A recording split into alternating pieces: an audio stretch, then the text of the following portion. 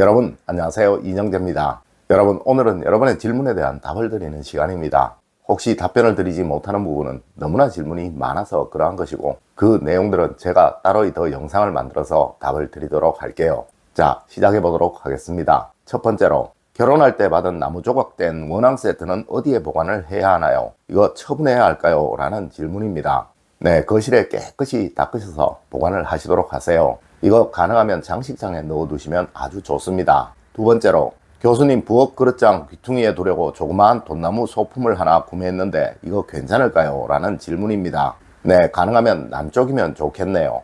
원래는 주방에서 남쪽이 재물운이 들어오는 방향이니까요. 세 번째로, 풍수용품은 아니나 동물 인형을 침대에 두고 있는데 이거 안 좋은가요? 라는 질문입니다. 아닙니다. 아주 좋습니다. 그것도 일종의 풍수용품입니다. 네, 나를 편안하게 해주는 것이니까요. 네 번째로, 안녕하세요 선생님, 현관에 양옆에 거울이 있어도 되나요? 또 현관에 작은 화분을 놔두어도 되나요? 라는 질문입니다. 원래 현관에 좌우측은 거울을 두는 것이고, 현관에는 그 크기에 비례해서 작은 화분을 두는 거예요.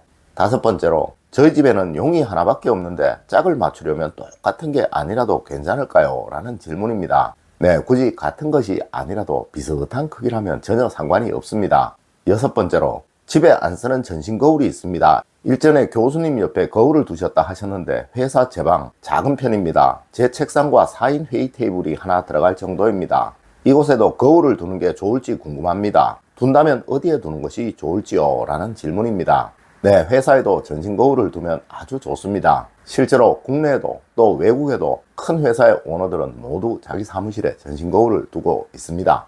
일곱 번째로, 작은 방이나 원룸방에 거북이 풍수용품을 두어도 되는지요? 라는 질문입니다. 네, 좋습니다. 다만 하나만 두지 마시고 꼭 짝을 맞춰 두시도록 하세요.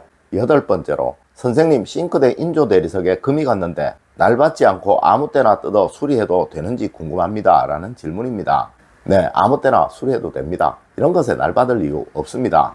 아홉 번째로, 해바라기 액자를 현관에 걸어 두었는데 이거 괜찮은지 모르겠네요. 라는 질문입니다. 다만 너무 크지 않으면 좋겠네요. 다만 이 그림이 너무 크다면 현관과 복도 사이에 꼭 걸어 두시도록 하세요. 네, 그것이 원칙입니다.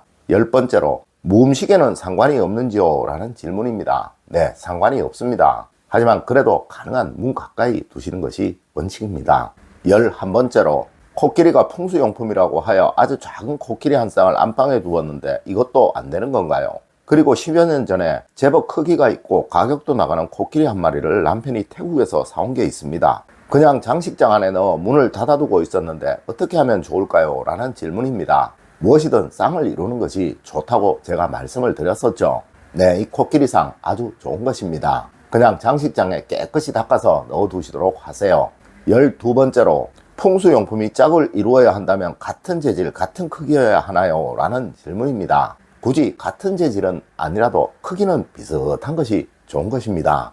13번째로, 교수님 영상을 듣고 하나하나 실천해 나가고 있습니다. 지금은 주방이며 화장실이며 그때그때 치우고 정갈하게 합니다. 그런데 주방 남쪽에 황금색 물건을 두시라는데 어떤 물건을 말씀하시는 건지요? 라는 질문입니다. 가장 단순하고 쉽게 생각하셔서 황금색 나는 꿀병 하나라도 올려두시면 됩니다. 물론 다른 것도 관계가 없습니다.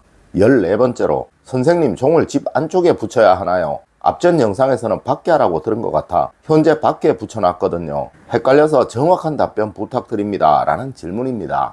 네, 아마 잘못 들으셨던 것 같네요. 저는 절대 종을 밖에 걸라고는 하지 않았습니다. 다만 중문이 있다면 중문 밖에 걸어야 한다라고 말씀을 드렸던 것이고요. 현관문에 거실 거라면 반드시 문 안쪽에 거셔야 합니다. 15번째로, 저희 집은 소파의 위치가 현관을 등지고 있기에 선생님 말씀대로 협탁을 놓았습니다. 그리고 그 옆으로 1인 소파를 놓았는데 괜찮은지요? 라는 질문입니다. 네, 아주 잘하셨습니다. 협탁 위에 펜이나 메모지를 두신다면 금상첨화일 것입니다. 16번째로, 대문에 입춘대길 건양다경을 붙여 놓았습니다. 양력 2월 4일부터 붙여 놓았습니다. 이거 언제까지 붙였다 떼어 놓을지 꼭 가르쳐 주십시오. 라는 분과, 교수님 영상 잘 보고 있습니다. 항상 좋은 말씀 감사드립니다. 그런데 제가 스님께서 보내주신 입춘대기를 현관문에 붙여 놓았는데 어떻게 해야 할지 모르겠습니다. 떼자니 마음이 편치 않아서요. 라는 분의 질문입니다. 원래 이것은 입춘에 붙여 두었다가 더러워지거나 훼손이 되면 떼는 것이 원칙입니다. 하지만 현재는 청명에 떼는 것을 원칙으로 하고 있죠. 물론 여름 전에만 떼시면 상관이 없습니다. 17번째로 교수님 침실에 못을 박지 말라 하셨는데 전에 살던 분이 에어컨을 설치하며 이미 못이 박혀 있는데 철거를 하는 게 맞을까요? 라는 질문입니다. 네, 에어컨을 설치하는 데는 절대 못을 박지 않습니다. 전부 피스를 사용하죠. 분명 피스 사용했을 거예요. 걱정하지 마세요. 그건 못 아닙니다. 18번째로 안녕하세요. 현관에 사과 그림 액자를 걸어두었는데 이것도 안 좋은가요? 라는 질문입니다. 혹시 현관이 좁다는 느낌 들지 않으시던가요? 네, 그 사진 복도에 거십시오. 그것이 원칙입니다.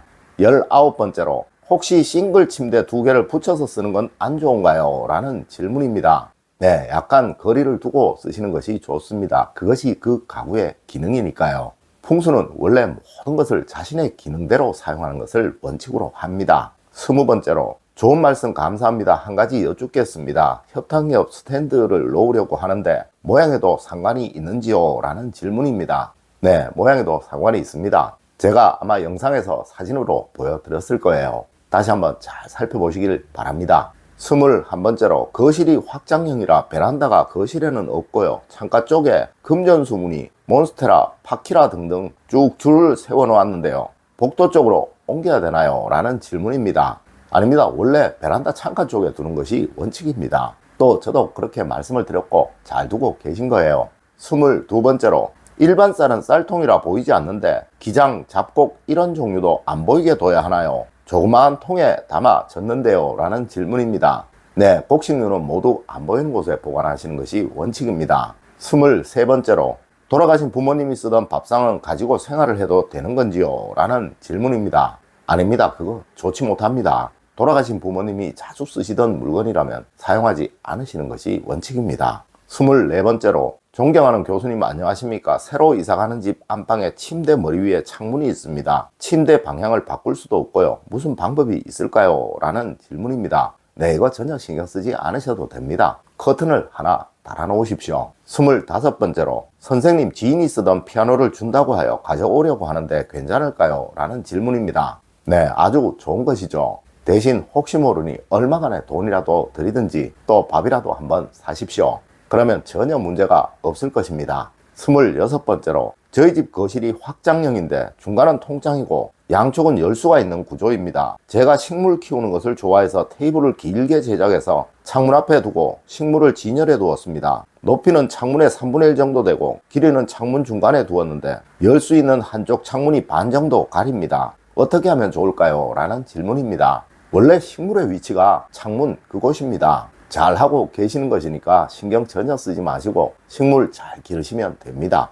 오늘 제가 알려드린 이야기 여러분들 꼭 명심하셔서 실생활에 적용하시길 부탁드리며 오늘의 이야기를 마치도록 하겠습니다. 늘 올바른 학문과 올바른 지식을 여러분들께 전하도록 노력하겠습니다. 여러분 긴 시간 감사드립니다. 감사합니다.